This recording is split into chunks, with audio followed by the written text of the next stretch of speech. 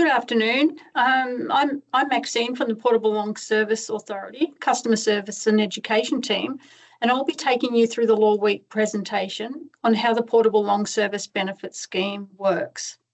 Assisting with the presentation is Sally, who's also a member of the Customer Service team. So if you have any questions throughout the presentation, please pop them into the chat, or you could use the question and answer option in Teams, and Sally will respond to those questions as they come through. We do like you to be aware that this session will be recorded. So before we begin, I'd like to acknowledge the traditional owners of our land. As we gather for this meeting, physically dispersed, let us take a moment to recognise the various traditional lands on which we conduct our business today. I'm joining from the lands of the Dja Dja Wurrung, and I acknowledge them as the traditional owners of this country and pay my respects to their spirit, ancestors and elders. I extend that respect to Aboriginal and Torres Strait Islander peoples present here today and to their elders and communities. I acknowledge the unbroken connection of traditional owners with these lands on which we live and work, and acknowledge that sovereignty was never ceded.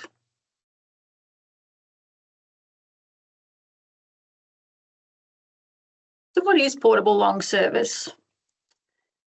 Just during this session, we will refer to the Portable Long Service Authority as the authority, and the Portable Long Service Benefits Scheme as the scheme. Victoria's Portable Long Service Benefits Scheme commenced on the 1st of July 2019, making it compulsory for employers with eligible workers in the community services, contract cleaning and security industries to register for the scheme. Prior to the scheme, many workers rarely had the opportunity to receive long service as they were employed casually or were on short-term contracts, which didn't allow them to accrue entitlements towards long service. The scheme means that workers in these industries, community services, contract cleaning and security, can accrue long service entitlements and transfer them from job to job. The scheme puts eligible workers who move between employers within their industry on equal footing with workers who stay with a single employer, providing long service entitlements after 7 years of recognised service, regardless of how many contracts they've had in that time. So how does the Portable Long Service Scheme work? The scheme is quite simple. Employers in the 3 covered industries register their workers, report their service each quarter, and pay a levy based on that service, which is used to pay out long service at the appropriate time. All registered employers must submit a quarterly return to the authority every 3 months in the months of October, January, April and July. As to who pays for the scheme, employers are required to pay a levy each quarter that's based on the time worked and the ordinary wages paid to their workers, as reported in the quarterly returns. The levy is set by the governing board in consultation with the Victorian government, and it's currently set at 1.65%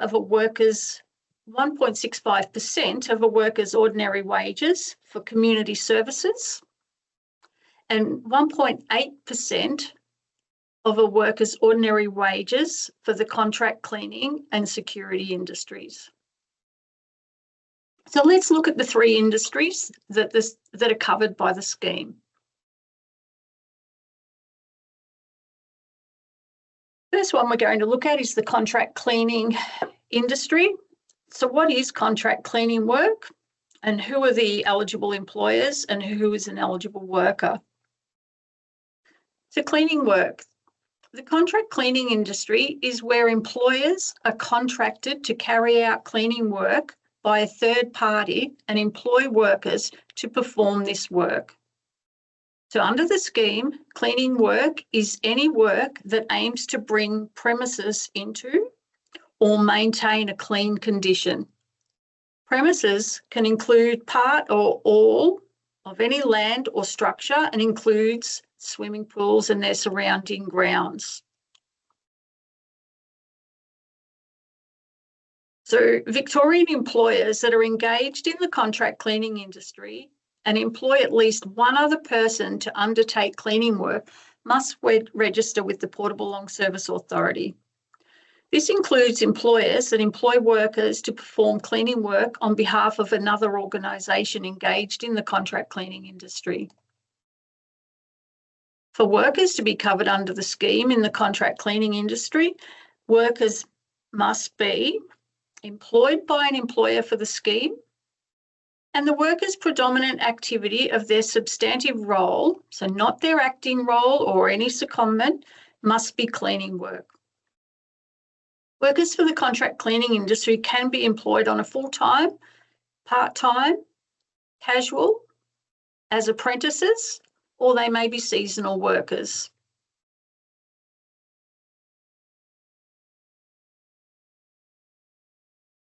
Let's have a look at the community services industry. So what is community service work? And who are eligible employers and workers?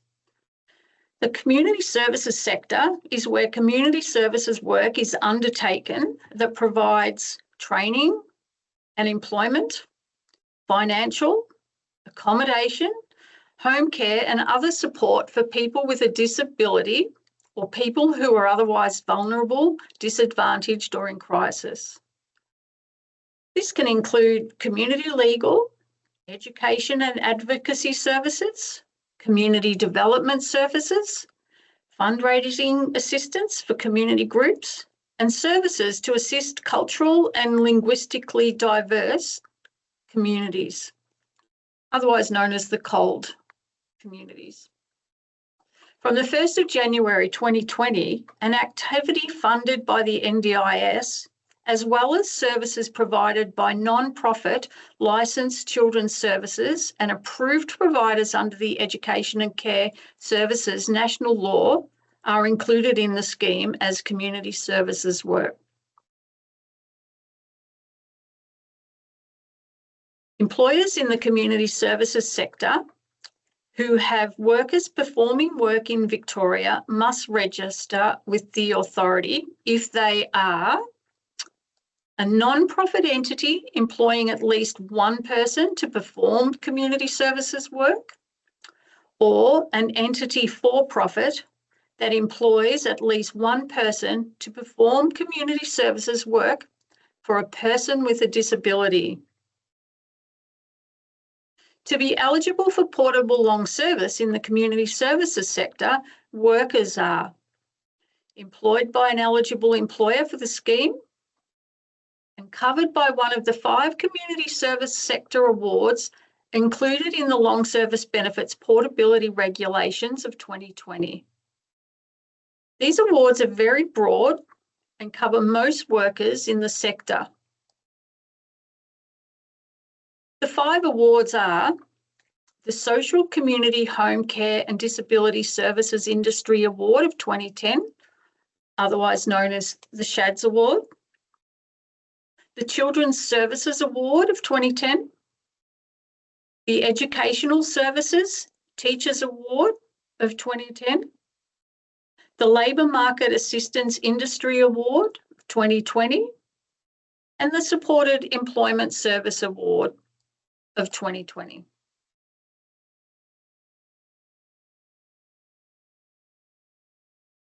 Now looking at the security industry, what is security work and who are eligible employers and workers? Under the Portable Long Service Benefits Scheme, the security industry is where security activities are undertaken by people licensed or registered under the Private Security Act of 2004. This includes both Class A and Class B security services. Class A security services require a licence and include acting as an investigator, acting as a bodyguard, acting as a crowd controller, acting as a security guard, including the protecting, guarding and watching of property by monitoring or operating a security system. Acting as a private security trainer is also classified as security work. Class B security services require registration and include the installation, repair, service or maintenance of security equipment and systems. Acting as a security advisor is also covered. So Victorian employers that are engaged in the security industry and employ at least one other person to undertake security work must register with the authority. This includes employers that employ workers to perform security work on behalf of another organisation engaged in the security industry.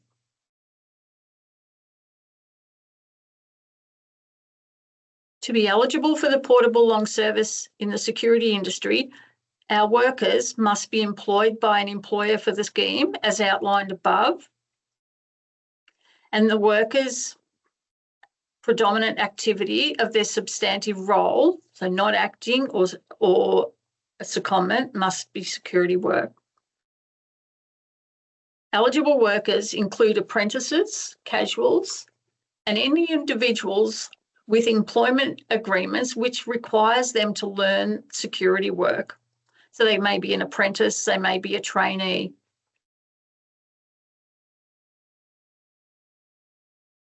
Workers registered with the Construction Industry Portable Long Service Scheme, known as Leave Plus, from the 1st of January 2022 may be eligible to register for portable long service if one of the following circumstances apply.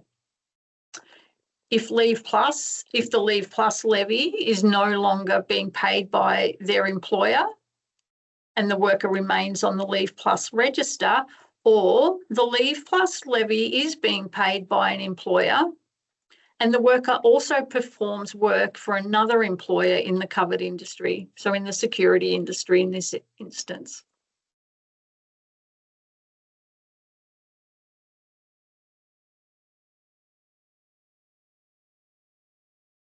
So what happens to existing long service leave? So the portable long service leave doesn't affect any traditional long service leave a worker has accrued in their current job. Workers can continue to accrue and use traditional long service leave entitlements as they also build up entitlement to the portable long service leave. The only difference is that if they change employers but remain in the industry, they can take their portable long service entitlements with them.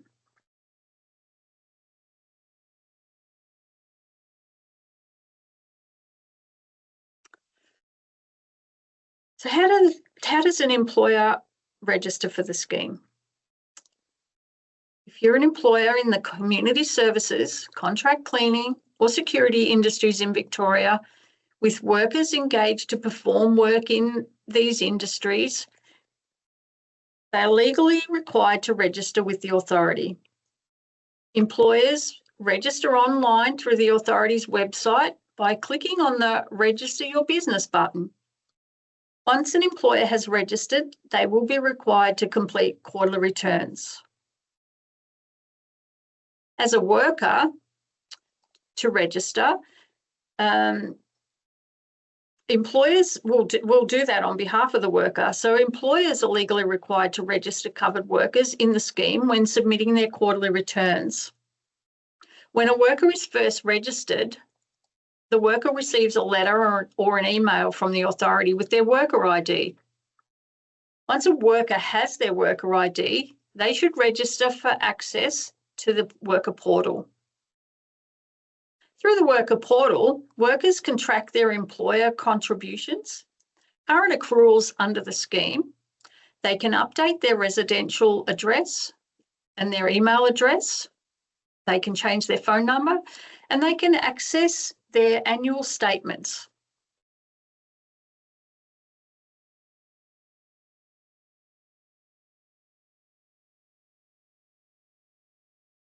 So the link for workers to register for their portal is available on our website.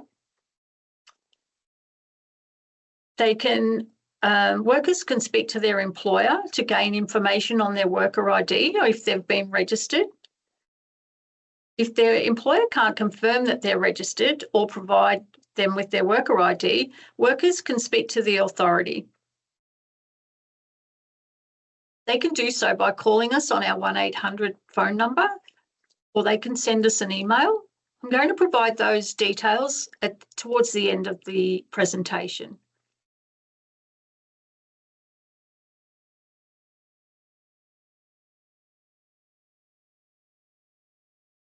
So what happens if I don't register as an employer?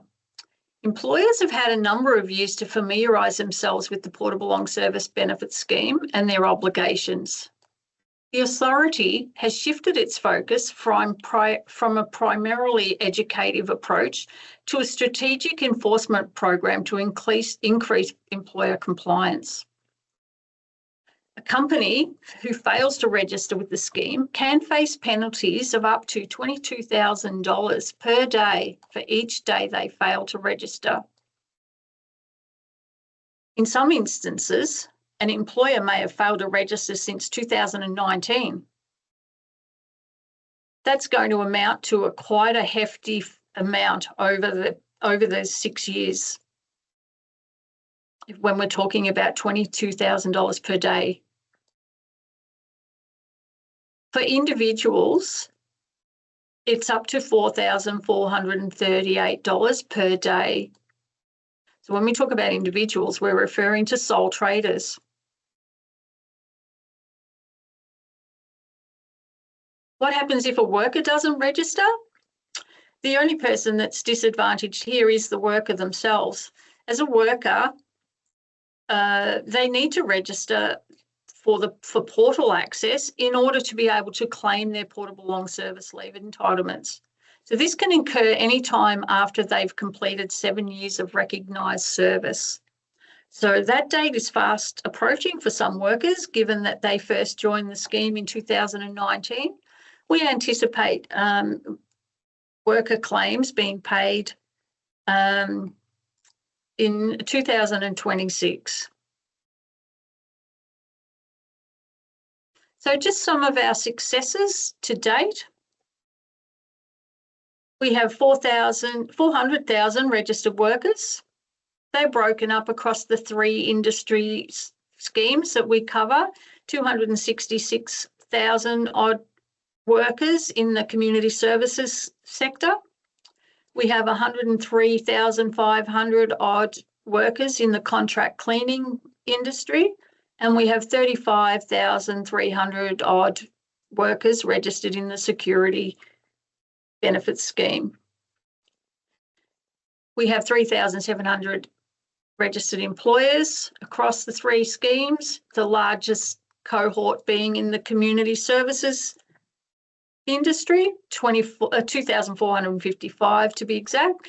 We have 816 employers in the contract cleaning industry scheme, and we have 470 employers registered in the security industry scheme. To date, we have more than $650 million invested for the benefit of our workers. This money is invested by the Victorian Funds Management Corporation, otherwise known as VFMC. As mentioned earlier, I didn't mention this earlier, I'm going to mention it now. We have a new website available. It was recently launched, which provides an improved user experience by making navigation easier and improved accessibility for all visitors to the site. The worker portal is easy for workers to register online for access. Within the portal, as mentioned earlier, the workers can track their employer contributions, their current accrual under the scheme, Workers can update their personal details and access their annual statements. The employer portal is where employers can submit a quarterly return, which includes details about their workers. For example, the hours they worked, the ordinary pay they received, any long service leave a worker may have taken under another arrangement, and worker contact details. This information is all used to record a worker's portable long service leave entitlements.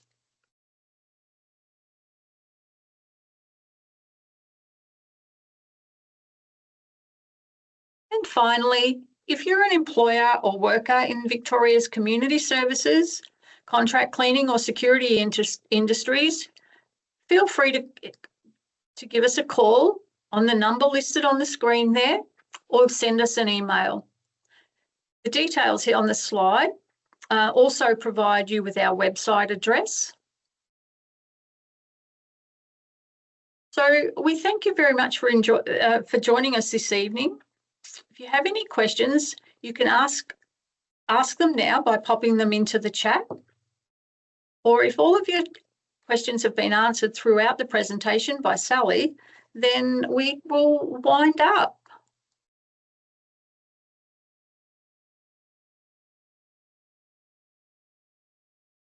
Thanks, Max.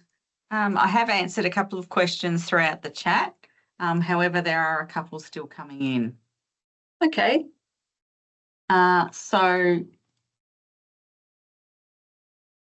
there was a question asked by Lynn in the Q&A, which I did provide a couple of responses to, and that was in relation to why were these types of work chosen.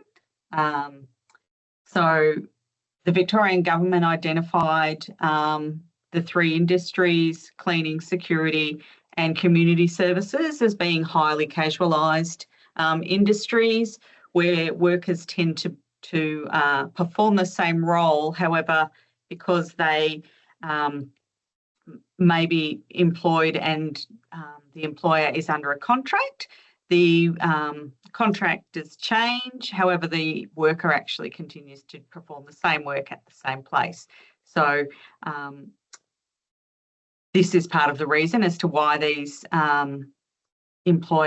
three schemes were chosen. And the other part of that question was about whether this might be expanded to other industries in the future. That is a possibility. It's not something that we're aware of at this moment in time. So just got another question from Kat. Just reading that question, just give me a moment.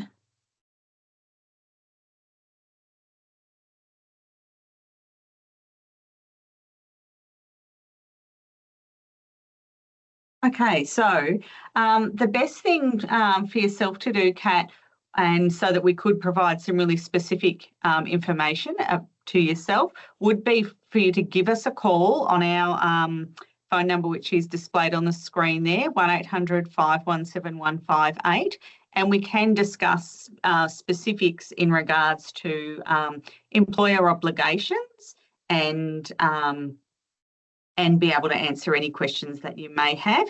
If you would prefer, you can send us through an email, as Max mentioned, to inquiries@plsa.vic.gov.au. However, quite often a phone call is the best way to answer those questions for you.